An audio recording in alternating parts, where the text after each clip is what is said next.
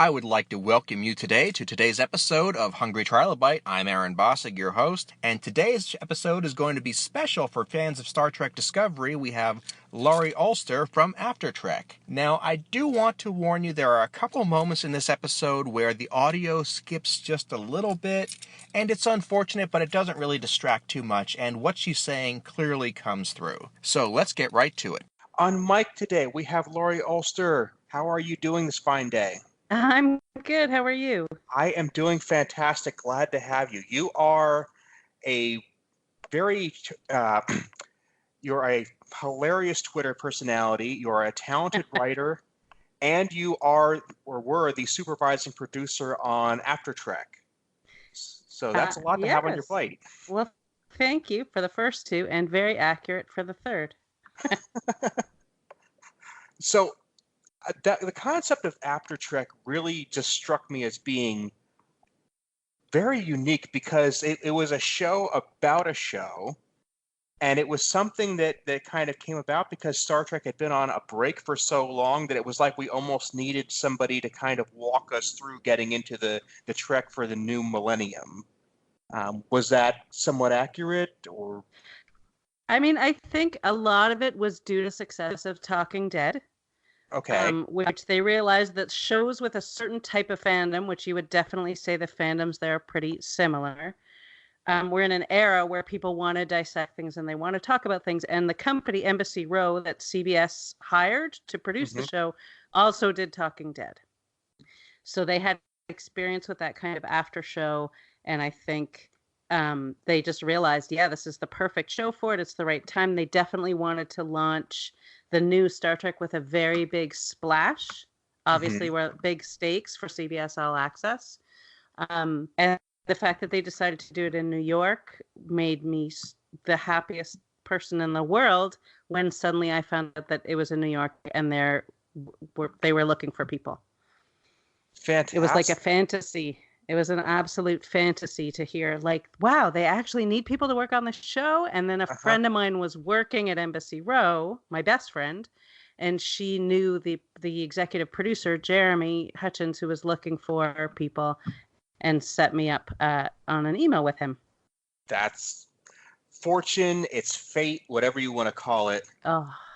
I'd asked you to send me a couple pictures to use for the video portion of the podcast. And the one of you meditating in front of the Starfleet Command logo, it hits me right in the feels because were that me, that's literally the exact pose I would be making. And I think that. Go ahead.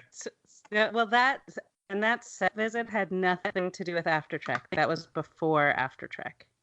That was just luck of mine that a great friend of mine, Kevin Lafferty, who worked briefly, he a while at the beginning, and they had a lot of shifts. He ended up staying, but he booked me. He brought me, and I signed the NDA. I put my phone away, like everything I was supposed to do. And it was before I'd seen anything from the show, and I got to go to the set. And when I saw that, printed on the floor, I just kind of dropped to my knees. Yeah, no, it's what almost every one of the people listening to this probably would do themselves, just to feel like. And I've heard of so many people having that moment where it's like the wall between fantasy and reality just gets broken for them. I remember when they first started making Star Wars Episode 1 and Ewan McGregor walked onto the set and saw R2-D2 for the first time. He just lost all sense of composure and just said, oh, the same thing you did, just on his knees. Right. And it's, they have these various, I haven't been to the Star Trek original series set tour, which is totally on my wish list, and I'm going to do it. But obviously they've taken pieces of it to conventions, and I did the Starfleet Academy experience. So there's that experience of sitting on the bridge, which we all have wanted to do, for me, most of my life. And that's like a fan experience. But then this was like, it was a brand new show. Nobody had seen it. We knew very little about it. And there I was on these, the one thing, those sets are absolutely gorgeous. And the detail is phenomenal. So that, to me, I couldn't believe that I was there. And my friend Kevin, who took me on the tour, we were roommates in the, mid-late 80s. Platonic roommates, as he always tells everybody. I'm like, yes, Mm-hmm. it was platonic. But he and I were huge Star Trek fans and still are. And so that it was just for him to get that job and then to invite me there was just, it was a dream come true. And I was very excited. And again, that was long before After Trek, or that was even before I think I was working on Trek movie. Is that possible? Maybe not. No, it wasn't before that. But yeah, so all those pieces of it. I mean, for me, it's been from that to After Trek, which was truly the greatest job I ever had in my entire life, and every minute was fantastic. And writing for a Trek movie, like I was a very lonely Trek fan as a kid, and there was no one around me who liked it. And now there's a whole gigantic world of it, and it's amazing. It really is. The Trek universe in the real world with the fandom has expanded so much. And I mean, between the new productions coming out and the internet bringing us all together, it's like we finally have a way of connecting with each other in ways we haven't before. And for one thing, the convention circuit now is so much bigger than it ever was at any time in the past. We have people planning vacations around Star Trek or any fandom they want. I don't want to just limit it to Star Trek, but it's the one nearest and dearest to my heart, so I'll allow myself to be a little biased there. Yeah, no, it's an amazing time, and especially like I look back at when I really was like the only one I knew who felt that way about the show, and I was such a weirdo, and there weren't. I mean, this was before there were movies. I mean, I'm old enough to remember all that, and now I look and you can just connect. It's a way of connecting with people, and that, like, people make fun of any kind of fandom sometimes, but I think it actually gets people to connect, which I think is great. And it's over a shared love of something, even when it degenerates into a shared nitpicking of something. And I've made friends through it. It's been phenomenal for me. And gotten paid. I mean, when I was working on After Trek, and I kept laughing, saying, I'm actually being paid well to watch Star Trek. I mean, that was astonishing. Yes. And that's like the ultimate dream. I had a gig where I managed to cruise around for a bit and get paid to be a fan too. And that is actually a little bit of the goal of this podcast, not directly, but wouldn't mind if it happened that way. And yeah, Sure. it's amazing. I didn't get to see the famous Star Trek tour, but there was actually a recreation of the Enterprise Bridge in Oklahoma City where I live that is no longer there. Oh. But the moment where the doors open and you see everything and it's like it stops being two-dimensional and starts being your world, if only for just a minute or two. Right. I get to pretend for 1 second that you're finally there. I mean, I started watching the original series when I was a kid. So even though I've loved so much of the Trek, almost everything that's come since, and I always find something to like, that original series bridge to me was what I wrote hilariously terrible fan fiction when I was 12. And that's, I pictured myself on that bridge. That was where I wanted to be. And let me ask you this, and let me see if you felt the same way. You look down at the console with the colored bubbles as buttons and the little painted wood as screens, and you don't doubt it. It is real. It is believable in that moment. 100%. And Absolutely. you turn around and you look at the captain's chair, and your cheeks flush a little bit, and you look over, and your wife says, "Sit down. You know you want to." See, my husband doesn't come with me on these outings, so that's the big difference, is that I have to go solo or I go with friends. Or when I did the Starfleet Academy experience, which was at the Intrepid in New York, I took my son. So that was the Next Generation bridge. But yeah, I never have, the husband is not a Star Trek guy. He has many fun qualities, but he's missing that one important piece. So he never comes with me and says those things, but he does occasionally buy me things like a lamp for my bedside that looks like the Enterprise bridge. Ooh, cool. So there's that. Well, my wife. Yeah, sorry, go ahead. No, go ahead. You're the guest. No, I would like to hear the story about your wife. I was going to say, she is a fan, but to different degrees. And that's actually one of the more fun parts, is getting to weigh the different levels of fandom between us, because sometimes just being more or less a fan brings a different perspective, and that's a lot of fun too. Yeah, no, that is fun. I mean, that's my son's just started to. I mean, he teases me and he knows that he can get me to like hang out longer if he puts on Star Trek. But I think he's gravitating towards Deep Space Nine these days. Uh-huh. But he still thinks Captain Kirk is like the man. Of course. So that's good, and he does enjoy some of it, and he talks about some of it with me. But yeah, very, to a much smaller degree. But thanks to Trek Movie, I would say, which I write and edit for and do social and copy edit with a whole team of amazing people. Like I found my community there, and with everything that comes with that, which is covering all these things and doing stories. And then after Trek, I mean, everybody on that show was a fan, and to different degrees, but everybody there was a fan. And so that was fun too, also because we were all, we're watching Discovery. We were getting rough cuts. We were looking at scripts. We were talking to the writers to ask them questions about the choices that they were doing and talking effects guys. And so that was, there were a couple of us who were very, very hardcore and interested in every single little detail and connecting the dots. And then there were other people that were sort of newer to it and liked some of it, and they were still very joyful about the whole thing. So yeah, it's definitely it went from being this thing that identified me as a weirdo to this thing that has united me with, what's connected me with other people. You dropped out for a second or so there, but I think we got the gist of it. So just want to give you a heads up. Oh, yeah. It might be my Wi-Fi. Okay. But I will say that I have to express my appreciation for After Trek, because especially in those dark times between the last episode of Enterprise and the premiere of the 2009 movie, when you really felt like there might never be Trek again, Trek Movie really was one of those things. Like, no, there's hope. There's a glimmer out there. And I've kept reading it ever since then, just because I just enjoy the community. Like you said, it's a great resource. And I think I'm going to put it in the Geek Resources section of the show today. It's a great site, and I discovered it because I was researching. I didn't know. I mean, I'd given up on there. I wasn't even looking, assuming there was a whole Star Trek world out on the web, which is so funny because I was working in digital.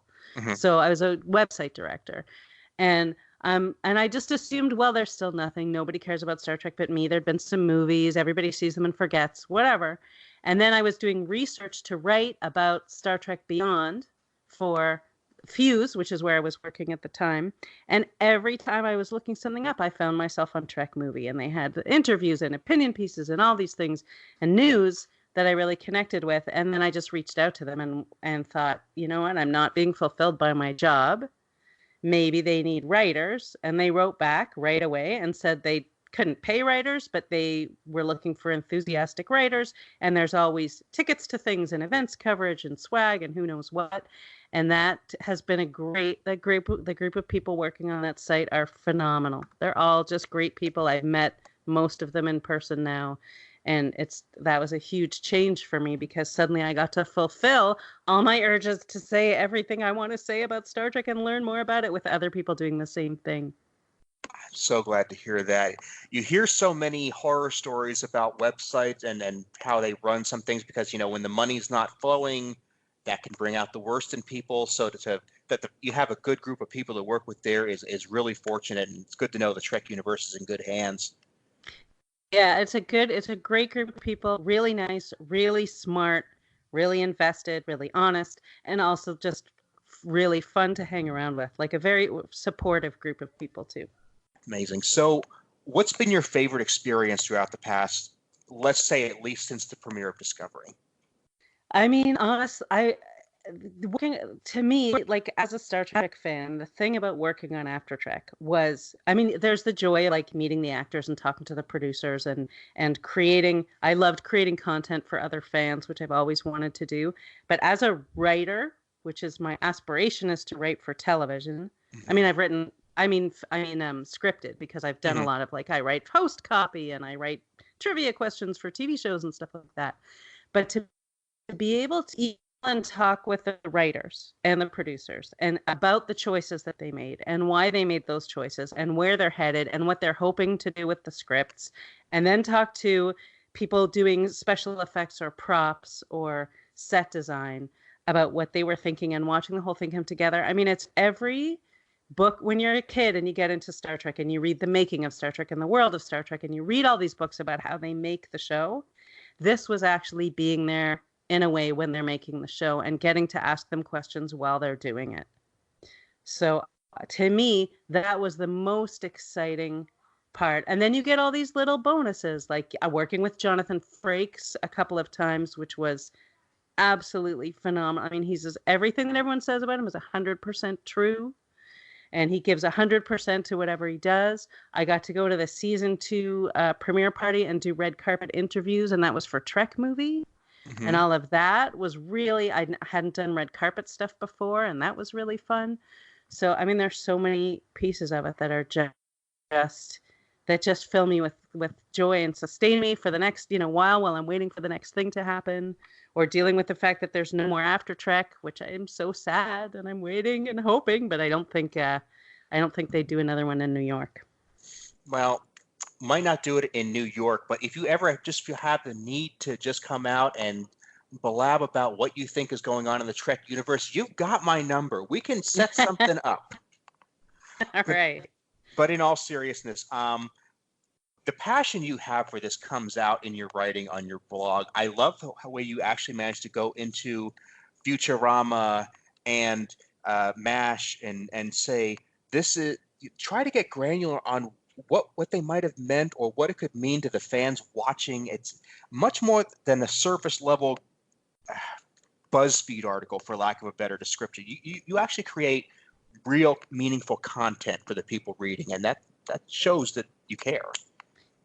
Thank you. I mean, those articles, like I don't just to correct, I don't actually have a blog. So what I have is a portfolio of my paid writing. Oh, and okay. So I have, I used to write a lot for biography for bio.com, and they let me, the editor there, Leanne French, let me really, and Laura Grimm, I got to give credit to both, let me really explore the things that I wanted to write about. And they would say, we need an article on this. And I would be able to come up with some kind of angle. And I'm a trivia person. I love the details. I find them all fascinating. And so I'm a fan of all those things. And some things I would write about and I didn't know about them and I had to pretend. But other things I got to really dig into, find really good facts, talk about them. And then I've written for a lot of sites where they let you do personal essays. And then I end up weaving things in like, Futurama and how it related to my talk with my son when he was young about sex and all different, how everything connects. But I've been very lucky that I've gotten to write about a lot of things that are very important to me. Mm-hmm. And then when it's not that important to me, I always find a way to connect and find something interesting about it. Mm-hmm. I mean, the article you did on Mud's Women, where you're talking about how that affects the way we see relationships and body image, and that was definitely a deep cut in a lot of ways. And that is the beauty. So another great site. So that was for Women at Warp. And they're a great site. I love what they're doing. And for me, I've written 2 pieces for them because sometimes you just need to say something. And I have to find the right audience. Like Trek Movie isn't the right place for an article like that, I felt. I would agree. I didn't think their audience would be particularly interested or receptive. It was burning in my mind for so long, and Women at Warp is a great place, and I've gone there twice now to say things I wanted to say that I knew their audience would connect with. Because I'm not trying to stir up controversy. No. I'm trying to connect with people who feel the same way and maybe hopefully articulate something that they felt was unsaid.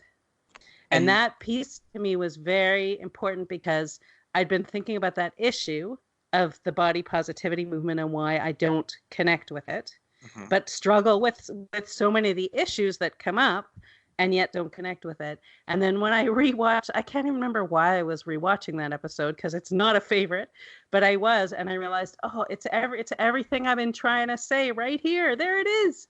So it was perfect, and they were great to accept it and let me explore that with them. And they made really good edits too, I thought. Awesome. Yeah, I would agree. It's not quite a fit for Trek movie, but it is. It works in a number of ways. First of all, I've always felt like Harry Mudd is one of those characters that everybody wants to see him in a certain light based on their own experiences, and he's malleable enough that one person's view may not necessarily be right or wrong. And then when we got to the newer incarnation of Mudd, where it's like, okay, maybe he's a bit of a darker character, and the fans kind of get into a conflict, like, no, he's just this goofy little clown, and other people are saying, no, he was pretty sinister even from day one.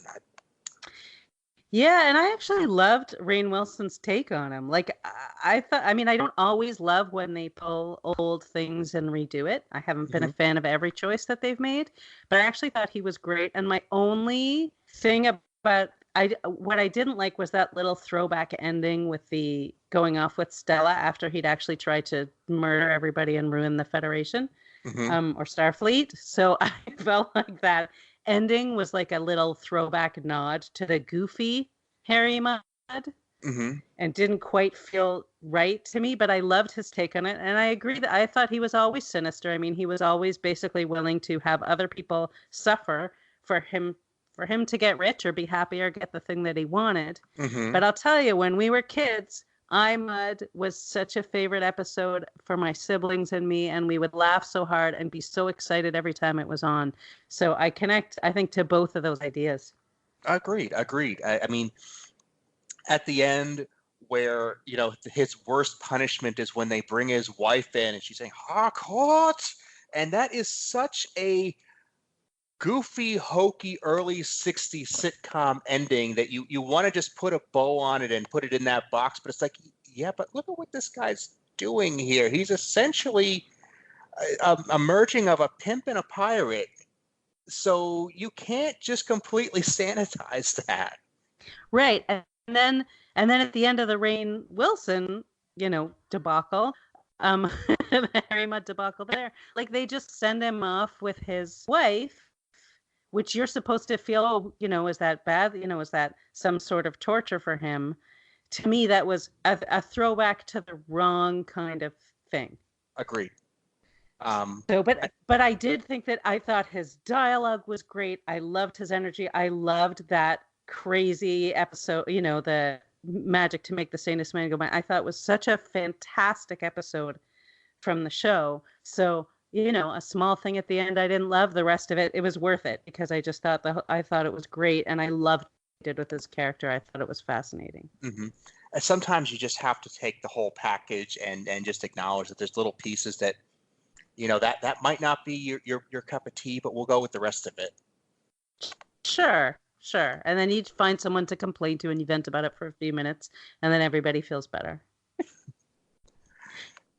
I have a friend who, I mean, we sit down and we talk about how much we love Star Trek VI, and yet the scene where Sulu is on the bridge and he's yelling for the shields, like says that one line, it's just so over the top. I don't really see that, but it stops the movie for him. Right. Well, it's funny. I just, I went to see Star Trek the Motion Picture in theaters. Did you go? Were you able to go when they brought it back? I wasn't able to. It was a couple of weeks.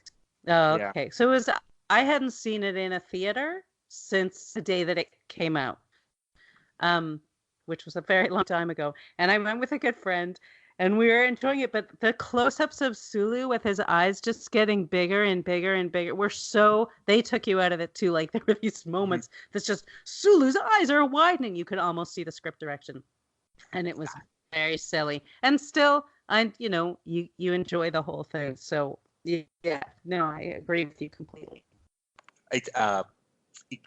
Star Trek, the first movie, is not in my pantheon of greats. There's a lot of those moments there for me. So right. Yeah, I can definitely see where you're coming from. Again, another friend would always talk about how they artificially made the ship bigger for the movie, where you had to have like a shuttle to get from one end to the other. It's like that made no sense. Like, yeah, but they were just trying to do something different than the show. Again, the logical part of me is saying, yeah, that doesn't make any sense, but I get it.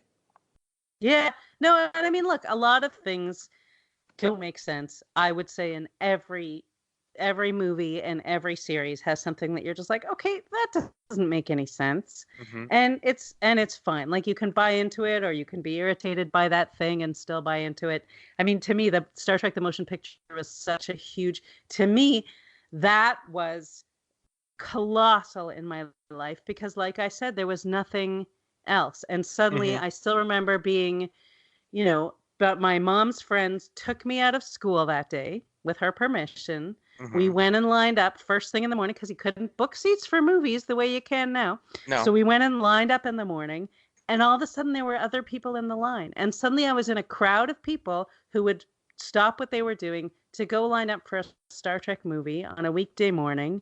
And that alone, even before and with William Shatner and Leonard Nimoy's names on the marquee, that alone was life changing in terms of what Yes. was going on inside my head. Because you now realize there is a community of people like you who've been invisible to you until now, and now you're in line with them to have a shared experience. And we were all so excited, and everybody cheered and laughed at everything that McCoy said, and was so excited when Spock showed up, and all those moments that feel very slow to a modern moviegoer. Mm-hmm. I milked them all. You circled the ship 10 more times. I don't care. Just keep circling it. I want to look at it too. So it was all that, it's to me so connected with my childhood and that moment, and hearing those actors say lines as their characters again. So I will always love that movie forever. And I'm glad you have that, and that's one of those things that it grounds you as a fan. It becomes part of that experience. Yeah, absolutely. So what are you working on these days? These days I'm doing a lot of writing more than producing, although I'd like to get back into producing. I write a podcast about movies. I do a lot of stuff for Trek movie. In fact, I was just at Comic-Con in New York covering the Discovery panel, Picard panel, Orville panel, and then the Paley Center Star Trek Discovery. We did red carpet there, and we covered the panel there. So that stuff's always fun. I copy edit on-air captions for pop-up shows on E and Bravo, which is a funny thing to do. And I don't actually watch those shows, so I do it without the volume on. But I do that. And, trying to figure out what's next. I'm working on a show idea with a couple of friends of mine that we've been working on for a long time with my writing partners. That is for, the parts that I bring to it are definitely influenced by shows like Star Trek, and actually Timeless. I don't know if you watched that show. I think it's a great one for Star Trek fans. I would like to get into it. I haven't had the chance. I mean, there are only 2 seasons and then a movie, but I thought it was great. So that, and then I have fantasies that there will be some version of After Trek, but I think if they do something, it'll be for the Picard show, and I think if they do it, it'll be in LA, and my heart will break in two. Geography is the enemy of fun. It is, and I have a family here. I have kids and a husband, and so I can't just pick up and go. I mean, that the hours on those shows alone, when I do TV, the hours are very long, and my kids are 12 and almost 16. They have to adjust to that, and they don't love it, but they're used to it. Sure. It's definitely hard, and I definitely give you credit for being a parent and having a job that is extremely demanding in terms of time, to say nothing of energy. It is, but the one thing they noticed when I was doing After Trek for sure was that I was just happy all the time. I mean, it was crazy. We filmed on Sundays, so my days off were Friday and Saturday. So I lost one day with the family, but I was also around on the Friday, which I think they liked when they came home from school. But that, just the happiness every day. We made tribbles today. I'd come home and bring stuff home, or show them hilarious pictures, or tell them who I met, and I would be bursting with excitement all the time. And they would, the kids would have come, I think, but we had drinking in the lounge in the waiting area, so we couldn't have kids there. Sure. And I was about cocktails. I was about to ask if you, in your personal opinion, feel your kids are old enough to watch Discovery yet. So my daughter would never. The only episode of any Star Trek my daughter will watch is Rascals from TNG. That's it. So she will not watch any of it, and we have very different taste. And my son, he could watch it. He has not particularly been interested. I actually think he might like some of the shorts. Mm-hmm. I think he might be more interested in those. But he could, I mean, they could watch it. It's just they haven't been particularly interested, which makes me a little bit sad. Sure. I might be able to get my husband to watch Picard when it comes, because that was the only Star Trek he kind of liked. He loves Picard and Next Generation, not in the way that he would watch it all, but he would watch some of it. And he did, you know what, I got to give him credit, because when, I'm trying to remember which movie it was, it must have been Nemesis came out. It was the day that we closed on our house and we were moving the next day. And I said, we have to go to the Star Trek movie, even though we just closed on the house and we're moving tomorrow. And so we have to have everything ready. And he said, okay. And we did. Nice. So, you know, he's a good husband. So he might be watching Picard. But yeah, the kids have not been interested in Discovery, to my sadness. Well, Discovery for us was so much fun because it was the first Star Trek that was produced after we were married. Oh, So nice. it was like, okay, this is something we can literally discover it together and see where the story goes. Neither one of us having experience, neither one of us having any preconceived notions of what's going on, and we both loved it. And then Picard comes along and it's like, okay, now they're going back into the universe we knew, but it's been 20 years, so who knows what's going on there. It's a good time to be a Trek fan. It really is. And to get into it fresh. Yeah, no, there are all these other new shows coming, and the shorts are coming out, which whether you like, you know, I like some, I don't like some, but it just shows that there's I don't think there's any correct answer to what is Star Trek. And I think it's so many different things, and it's different things to different people. And so all the arguments I hear or see going on about like Discovery or this or that, I mean, you could have that argument about anything. Like there are people who felt that way about the other shows, like Enterprise or Voyager. I mean, to me, Voyager was everything Star Trek was supposed to be, and I love that show. And then to someone else, it wasn't at all, and it was, you know, it was just boring and too high concept that they're, you know, Gilligan's Island in space. So I think I think there's sort of room for all of it, and if people would just stop bickering about it, they could enjoy it more. I mean, I get frustrated as someone who co-runs social media for Trek Movie, and you know, people will do a post. Oh, here it's this person's birthday, and they'll take the opportunity to say crappy things about Discovery. Yeah, I'm tired of that. Really. Well, it's like you can say crappy things about Discovery to other people who feel the same way, but don't come to where I am saying positive things and try and poop on it. Like in normal conversation, if someone says to you, "Oh, you know, I love George Clooney," you don't say, "Oh, I hate George Clooney. He's terrible." I mean, I don't think he's terrible, but I like him. But you wouldn't say that to a person who expressed enthusiasm about something. You wouldn't try and poop on it. And so I'm surprised at how willing all these Star Trek fans are to come and do that. But look, there are enough people who love Discovery.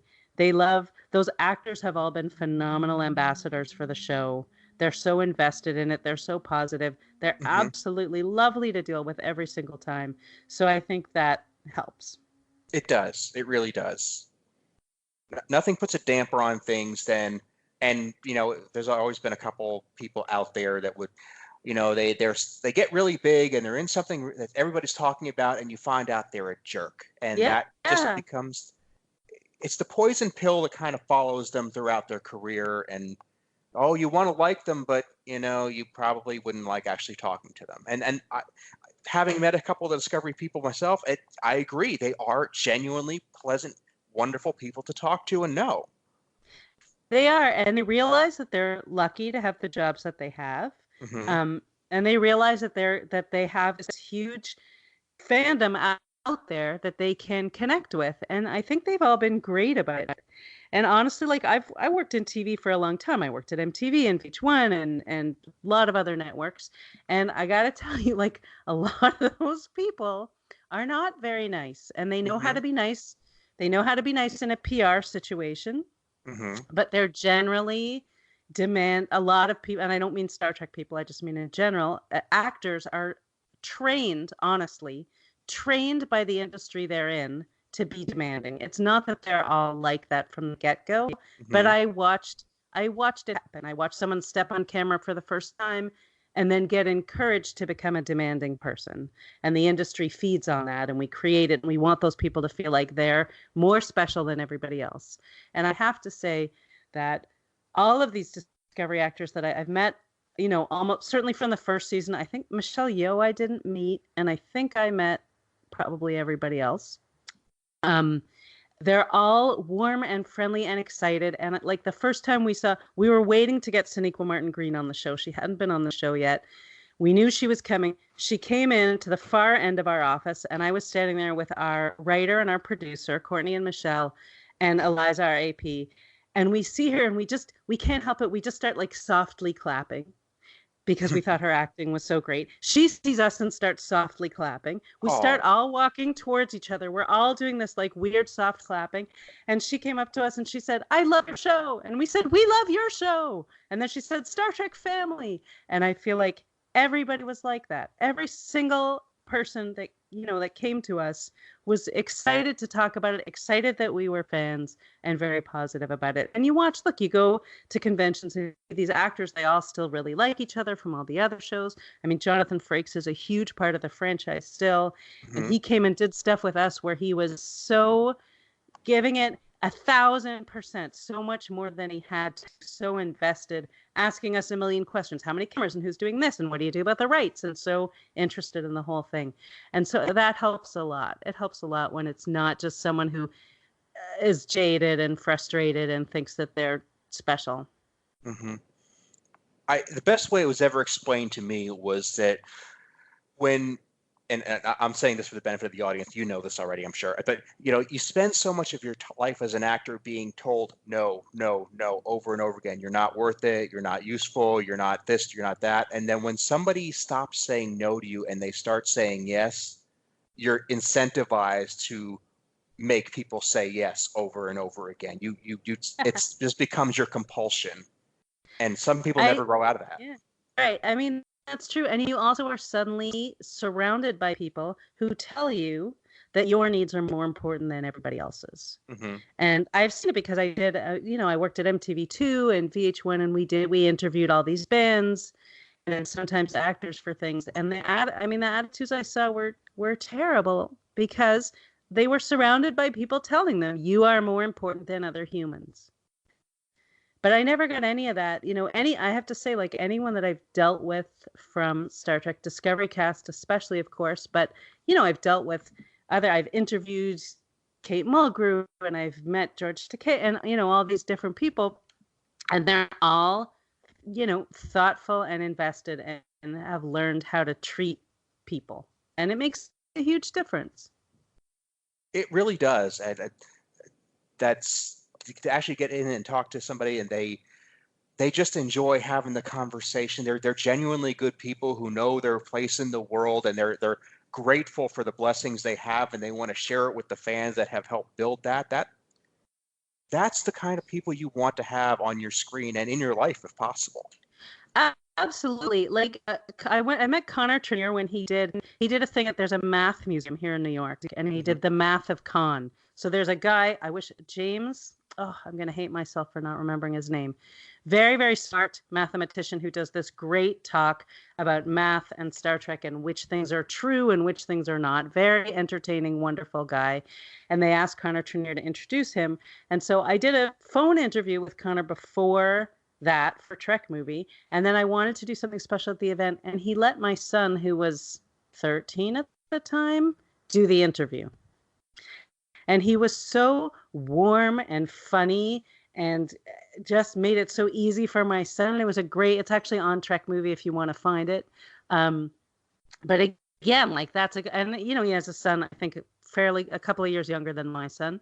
And just that connection, and they all seem to get it, or most of them seem to get it, and it's great, especially because we look at so many of the, for me, Star Trek original series was my aspiration as a child. So when I've gotten to meet somebody from there, which was, I guess, William Shatner, James Doohan, George Takei, that's it. I've never had a negative experience. Agreed. Agreed. Well, we're all about positivity here. We're about creativity. These stories are the best example of that, and I think this might be a good place to leave it. Okay. So before I let you go, because I know you've got stuff to do, you've got a whole full day ahead of you, where can people find you if they want to see more of your writing and hopefully more of your producing down the road? I am so on Twitter. I am Floobish, Floobish. I love to talk about TV. I'm a TV fanatic. I love so many shows, and I love writing about TV. And I have a portfolio, which there's a link to there if you ever want to see my latest writing. I think I just put up the first of the Paley Center interviews. I'm on Instagram, also Floobish. And I don't know what TV is going to bring me next, but I always talk about it, so it's easy to find to see what I'm doing. I will make sure all of that gets put into the show notes so people have easy access to it. Everything's going to be on my website, aaronbossick.com. And Great. this has been a pleasant conversation. I have really enjoyed myself, and I would love to talk to you again anytime. Me too. Thank you so much. Not a problem. Thanks for having me, and you have yourself a great day, okay? You too. Take good care. Bye.